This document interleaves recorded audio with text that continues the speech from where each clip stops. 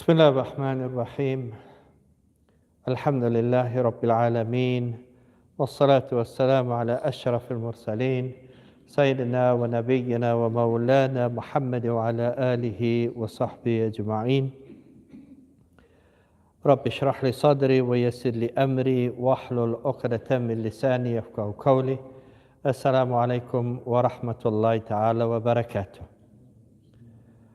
Tonight we deal with a very important subject in the life of especially women. And in the life I want to add with the husbands and so on, because tonight we deal with what is the laws around haid. And many times women are baffled as to where they are in terms of the haid. And especially when it comes to Ramadan, am I clean, am I not clean, I bleed again, and what do I do and how? So just as important for women to know the laws around haid is also important for the men to know, to help and assist and give advice. In terms of haid, when we refer to haid, it is the blood that comes from the private of a woman, discharge from the private of a woman. Without it, that blood that comes out, without it being nifas, so dam al-wilada, nifas is blood that comes out after a woman has delivered a baby. It's called nifas. Or without defloration of the virginity, was not a young girl, the color of it, of that blood, is normally dark in color or red, or it is a brownish yellow. Women are very much familiar with it. It is also a sign of bulugh, mukallaf, a sign of puberty when a girl becomes mukallaf. The medical experts mention some of the signs that you will see, and they say, from a medical point, that this is blood that is not clotted. It is accompanied with mucus, and together with the remains of the cells of the mucous membrane of the uterus, which were discharged. The amount of blood can be many, it can be little, and normally a lot at the beginning of haid, and it becomes less and less, and it goes to the color red, and thereafter to a brownish color when women come at the end of their haid. When does a woman become, or a girl become mukallaf, or when does haid start? Obviously there has been different ages for different time zones since ulama has written fiqh. Some have written down the age of 9 to be the earliest that it starts, but areas differ, and because areas differ from one another in terms of coldness, in terms of heat, and in terms of a moderate weather environment, also causes a change as to when the girls would become to their haid periods and so on. So the environment plays a very, very big role in it. We have seen girls have their haid at 10. Some of the ulama in the Arab world says that norm for the Arab world is 13, 14. We've seen girls become mukallaf at the age of 11 and so on. But the basic age that the ulama seems to have agreed upon was the age of 9. And if the girl were to bleed, that hukum of that blood is called haid. Is there an age as to when haid stops? Some ulama says that haid can continue in a woman up to the age of 70, or it can continue until she leaves the dunya.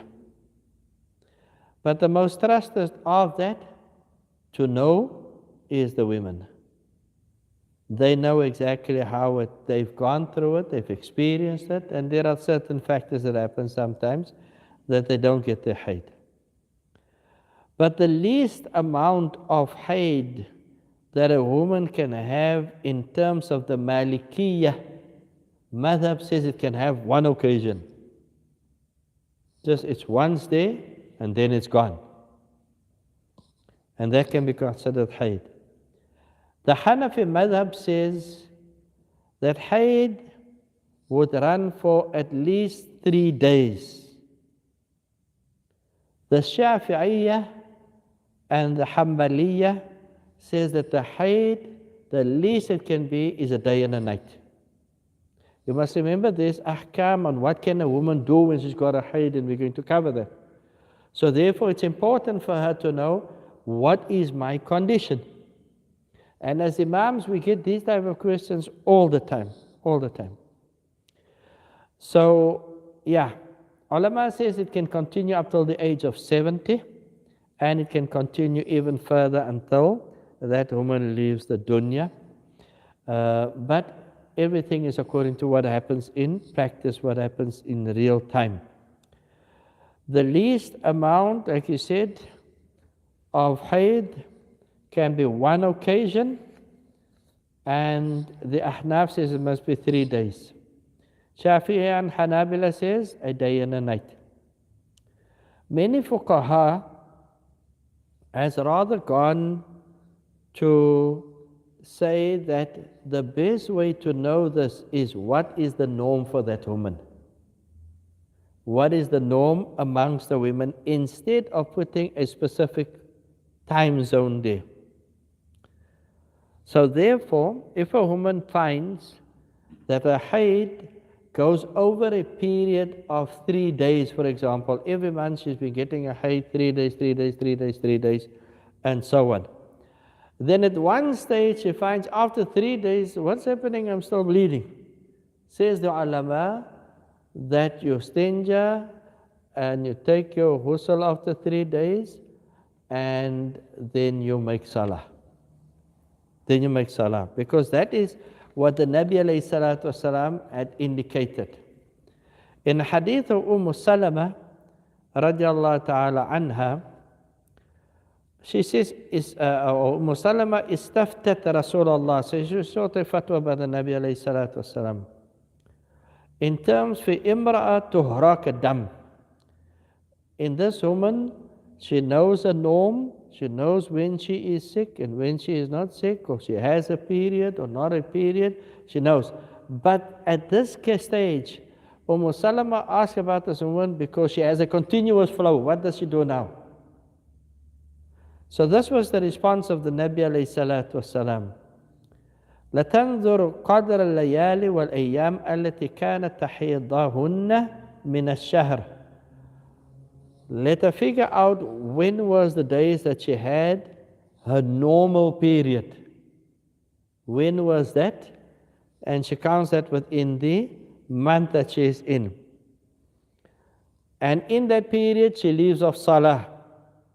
When that period is finished, then she takes a ghusl and she puts on a sanitary towel to prevent obviously the blood from running down. So here the Nabi alayhi salatu wasalam responds to a person who was known, and if there is extra, then it means that you can still make salah and continue, and it is not haid. And we're talking about a lot of blood. No? We're not talking about when a woman comes to the end of a haid and then she figures out, am I still bleeding, am I not bleeding, and things like that. We're not talking about that. So, again, to come to the period where a woman has a haid is not an easy thing to determine how long that haid should be in. The Hanafi madhab, they see that a haid, the least amount of time is 3 days. The most in the Hanafi madhab is 10 days. The Malikiya says that there is no limit for the least amount of haid. Because haid can happen one occasion only, then it's finished of this blood that comes down. But the majority of days that a woman can have a haid is 15 days. The Shafi'iyya says that the least is a day and a night. Remember, the woman leaves off salah. There's many things that attaches to when a woman has a haid. Or if she's in Mecca and then she can't go make a tawaf, she can't fast. So a woman needs to know what is my condition at the time. So the Malikiya says that it can continue, its longest period is 15 days. The Shafi'iyya and Hanabila, Hanbali madhab says a day, that the least amount of haid is a day and a night. Right? And the majority is 15. So you see there that the Shafi'iyya agrees with the Malikiyya in terms of the maximum period of haid of a woman is 15 days. The ulama says that there is no real minimum and maximum that you're able to find in the Sharia.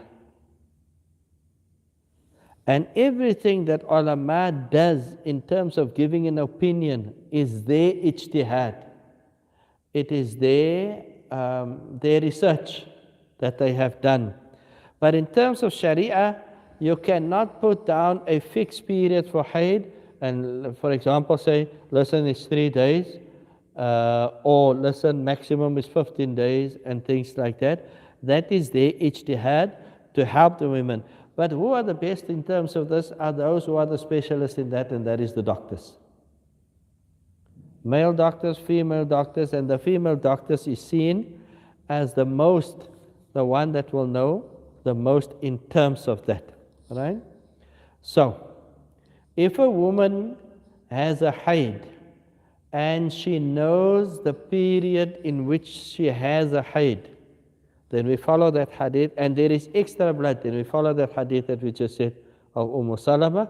The Nabi alayhi salatu wasalam says, you know what is your days, so work out those days in the month, and whatever is more than that, you take a ghusl and you make salah and you cover yourself. What happens is there is no norm. Some women, they come in front of you and they say, I don't know. I don't have a norm. And I bleed a lot. I don't know, what must I do? How do I figure out what is it in terms of my haid? This point, the ulama says, then you distinguish your haid with the blood that you see. The blood that you see will determine the haid that you have. So therefore, if the blood is the same as you have seen previously in your haid, then you know you can accept it as haid. And many women will say, now I know this is haid, because they recognize it by the color of the blood. And if it's not like that, then obviously you go and seek the help of a doctor. In the hadith of, in terms of figuring out by color, Fatima bint Hubaysh radiallahu anha سألت النبي صلى الله عليه وسلم إني أستحاض أي ينزل دم مني كثيرا فهل أترك الصلاة. She goes to the Nabi alayhi salatu wasalam and says, Ya Rasulullah, I bleed a lot, so must I leave off the salah? So the Nabi alayhi salatu wasalam says, إذا كان دم الحيض فإنه أسود يعرف. If it's blood of haid, then you will see it is dark in color, and women will know that. And you will know it by that. So therefore, from that, the ulama takes it in that the blood of haid is different to whatever other blood comes down from a woman. How long is a woman clean? What is a clean period in terms of our fiqh? Ulama is all in agreement that there is no specific long period that a woman is clean. The Ahnaf and the Shafi'iyya gives an opinion and says that the shortest period that a woman has a clean period in between a khayd is 15 days. The Malikiyya says that the shortest clean period that a woman can have is 10 days. And on another occasion they said 15 days, on another occasion they said 17 days.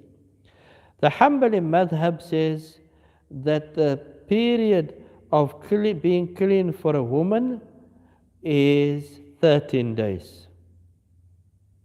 But again, there is no absolute proof that can say that it is exactly like that. It is left for the women to figure out what is it that they are there and so on. But what we definitely know is a woman is only finished with a haid, like a hadith that Sayyida Aisha had said, and that is if everything is clean and white. If a woman wipes herself, the toilet paper is white, khalas, she knows. But as long as there's something, then it means that you have not yet completed your haid. We come now to nifas. Nifas is blood that comes down from the womb after a woman has given birth. That's the blood that comes down. It's a discharge which has happened after the birth of a child. And even if the child is miscarriage, by the way, it is still considered, that blood is still considered nifas. If it's a miscarriage and the child has been born not alive, then this blood that comes from that woman is considered at the same hukum as a child that would have been alive. So it is still nifas. Many ulama sees that nifas can also just be one instant and then it's finished. If the blood stops, then khalas, then it's finished. Some women give birth and there's no blood. So therefore, if there has been only that one occasion, then a woman, she takes a ghusl and she makes her salah. If there is blood that is still there, she waits until the blood stops. So she leaves out the salah while that blood is there. And the majority period that the ulama says that a woman is in nifas is 40 days. It's 40 days. If there is blood that comes down after 40 days, the maximum period of nifas is 40 days. If the blood still comes down after 40 days, says the ulama, then do not take that as nifas. Do not take that as nifas. Use a sanitary towel to put there so that the blood don't run down. And that is the opinion of majority of madhahib after 40 days. Right? Salama, she says, كانت النفساء تجلس على عهد رسول الله صلى الله عليه وسلم 40 يوما. So it says, whenever the woman had a baby and the blood was running, then in the time of the Nabi alayhi salatu wasalam, they worked that time out for 40 days. They would always sit for 40 days. At-Tirmidhi, rahimahullah, says after that hadith, so therefore the ulama agrees amongst the Sahaba of the Nabi alayhi salam and the Tabi'een and those that had come back, that a woman leaves off her salah for 40 days. She leaves off the salah. Unless she now clearly says that she has now become completely clean, she then takes a ghusl and she then makes salah. We said that there are certain things that are not permissible for a woman to do when in a state of haid. And the ulama puts three people in the same category. A woman that has a haid, a woman that has a nifas, as well as someone that's in a position of junub, meaning that husband and wife had slept together. These three people, they do not make salah. They do not tawaf the Kaaba. They do not remain in the masjid unless they can obviously make sure that there is no bloodstains will come onto the carpet. They do not read the Quran, and neither do they touch the Quran. And as far as the Quran is concerned, when it comes to ta'aleem, when it comes to learning, then only it is permissible. And what the ulama or the girls did while we were studying in Cairo, they would take the pencil. Let me get to one. They would take their pencil and they would turn the pages because it is for ta'aleem. It is for learning, right? It's permissible for a woman to walk through the masjid or go into the masjid, but you must be sure that there is going to be no blood that drips on the carpet. Why is that? Because the Nabi alayhi salatu wasalam sends Sayyidah Aisha one day and says, go fetch something for me in the masjid. So she says, yeah, but I have my haid, I'm menstruating. So the Nabi alayhi salam's response was, Inna haydataki laysat fi yadik. Your haid is not in your hands. And therefore, she went. Many of the ulama, and especially amongst the Malikiya and the Zahiriya, says it's permissible for a woman to read the Quran because she has an udhr. She is excused. Because when it comes to haid, it is not something that she can remove, as opposed to a person that is junub. A person is junub goes and you take a shower or wash and a ghusl, and then you are clean. But they say in the case of a woman, then it would be permissible because she is not able to do that. But if a person still, sometimes when we sit at home or wherever we are, and then an ayah jump to your mind and so on, says the ulama, there's nothing wrong with that. When it is something that comes from the heart, or it is part of dhikrullah, or a dua, or sometimes women sit and they say, you know what, this thing that we're talking about, the dalil for this, the proof for this, is this ayah in the Holy Quran. Says the ulama that there is no issue with that. And if the woman is hafiz al-Quran, and she can sit and recite on her own, there's also nothing wrong with that. Right? Nothing. And actually, I'm not sure if I told you that it's not really a joke, but it happened. Is this couple that got married, and the husband was hafiz al-Quran.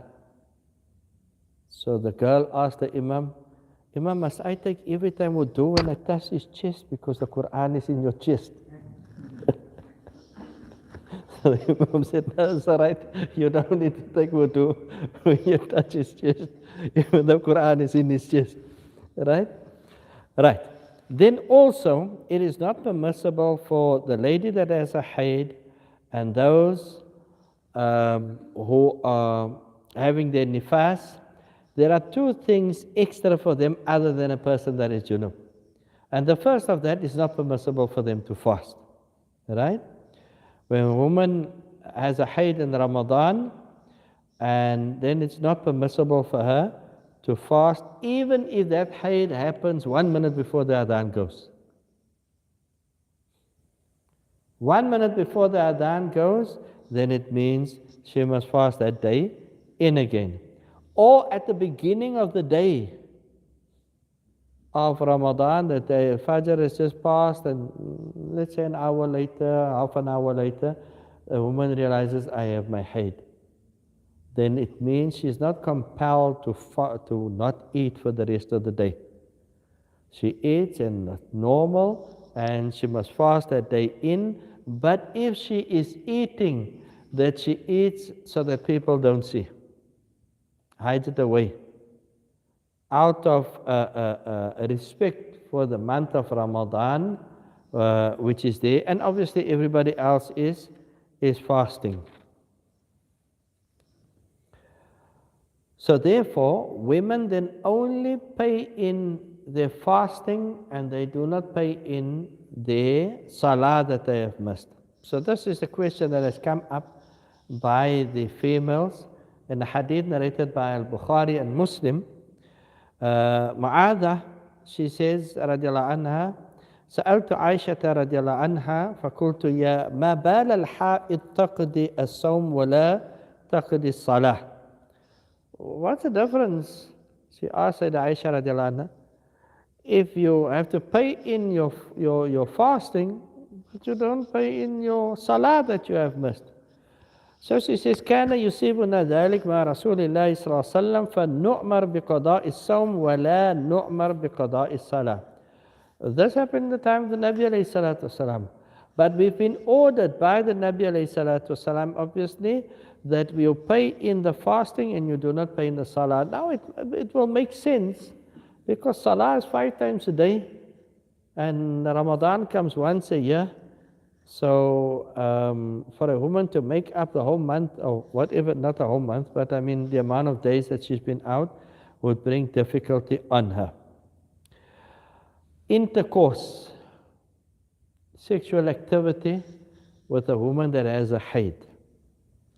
Sexual activity with a woman that has a haid or in a state of nifas is not permissible.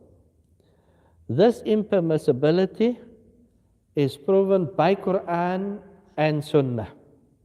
And all the ulama also, ijma' al-ulama. Allah subhanahu wa ta'ala says, يسألونك عن المحيض قل هو أذى فاعتزلوا النساء في المحيض ولا تقربوهن حتى يطهرن فإذا تطهرن فأتوهن من حيث أمركم الله إن الله يحب التوابين ويحب المتطهرين. Because Allah subhanahu wa ta'ala says وَيَسْأَلُونَكَ عَنِ الْمَحِيض, they ask you about the woman that has a haid. قُلْ هُوَ أَذًى, it will cause you harm if you were to sleep with your wife and she has a haid or she's in a state of nifas. فَاعْتَزِلُوا النِّسَاءَ فِي الْمَحِيض, don't come close to the women when they are in their haid. وَلَا تَقْرَبُوهُنَّ حَتَّى يَطْهُرْنَ, until they have cleansed themselves. How do you clean yourself? With the ghusl, the women, right? فَإِذَا تَطَهَّرْنَ فَأْتُوهُنَّ مِنْ حَيْثُ أَمْرَكُمُ اللَّهُ, only after they have taken that ghusl and they are now clean, then they are permissible for their husbands to sleep with them. Inna Allah yuhibbu tawabin, Allah loves those who repent and those who purify. In the hadith, the Nabi alayhi salatu wasalam, the hadith is in Ahmad wa Muslim rahimahumullah, that the Nabi alayhi salatu wasalam said to his Sahaba when this ayah came down, because they were also questioning, what now? So the Nabi alayhi salatu wasalam said, Isna'u kulla shay'in illa al-jima'. You can do everything with your wife except sexual intercourse. No sexual activity. So they can be cuddling, they can be kissing, they can be hugging, and whatever the case may be, but there can be no intercourse. There can be no sexual activity. In actual fact, Al-Imam Shaf'i takes this thing very serious. And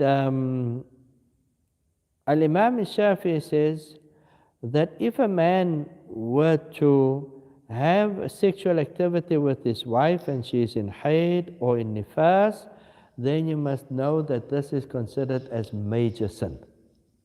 As major sin. Now if you think that that was heavy, listen to Al-Imam Al-Nawawi, rahimahullah. And he says, if you believe, if a Muslim believes that it is permissible for me to sleep with my wife and she has a haid or she has a nifas, and he has sexual intercourse or sexual activity with his wife, meaning that he enters a private part, says Al-Imam Al-Nawawi, if you believe that you have a right to that, you don't believe that it's haram, then you become kafir murtad. Because you go against Nasul Quran, against the text of the Holy Quran and the clear Sunnah of the Nabi Muhammad sallallahu alaihi wasallam. But if the person who had done that believes that no, it is not right, it's not halal, it's not permissible, or the person was ignorant to the fact or didn't know that his wife was in haid, then there is no haram on him and there is no kafara on him.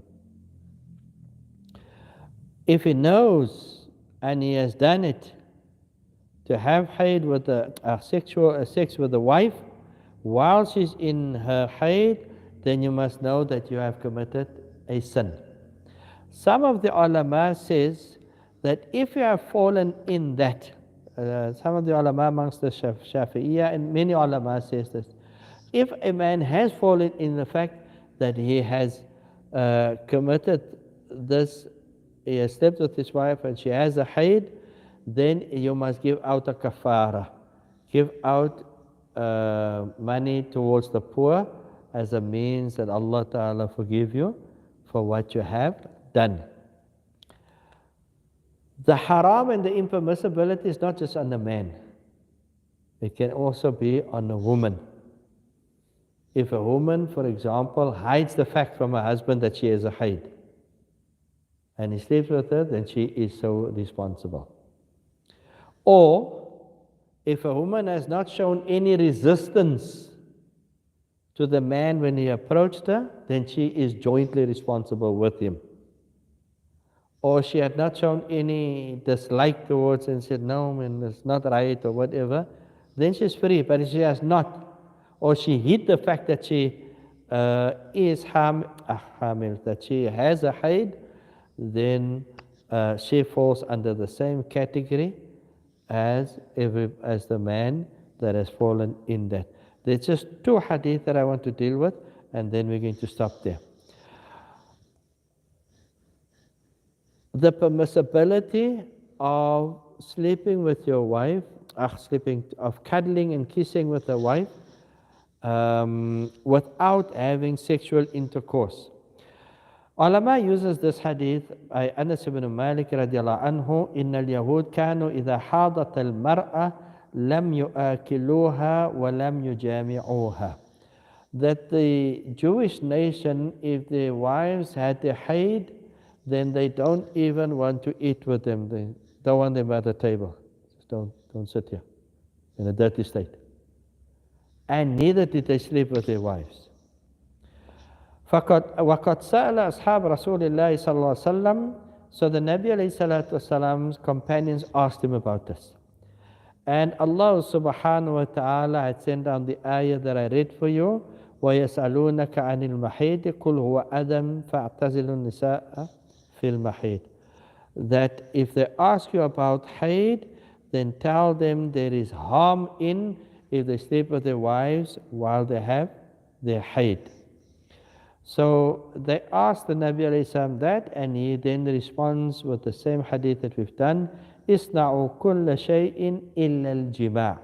You can do everything with your wife except that you cannot have sexual intercourse. The last hadith that deals with this is an Masruq ibn al-Ajda'. He says, I asked Sayyidah Aisha radiallahu anha, ما للرجل من امرأته إذا كانت حائضا. What can a man do in terms of with his wife if she is in a state of haid? So he's asking Sayyidah Aisha radiallahu anha. And she said, كل شيء إلا الفرج. You can do everything except the private part. Except the private part. And the last point is that there will be no sexual intercourse if they until the woman has taken a ghusl, then only then can there be sexual intercourse, because Allah Ta'ala says in the Holy Quran, وَلَا تَقْرَبُوهُنَّ حَتَّى يَطْهُرْنَ. Do not approach them until they have cleansed themselves. And the only way that a woman becomes clean in terms of haid is when she takes a ghusl. Is there any questions?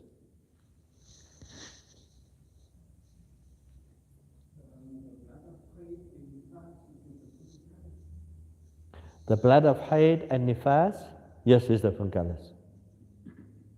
But nifas is known to a woman because she has given birth. And the blood that comes down can have the same kind of color, but hayd is more dark because it comes from the womb.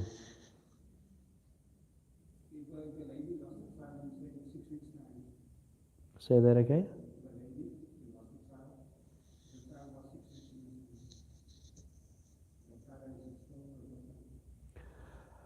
Like I said, that everybody will determine the color according to, because whether it is hayd, whether it is dark red when it comes down or not, the same hukum applies in terms of nifas.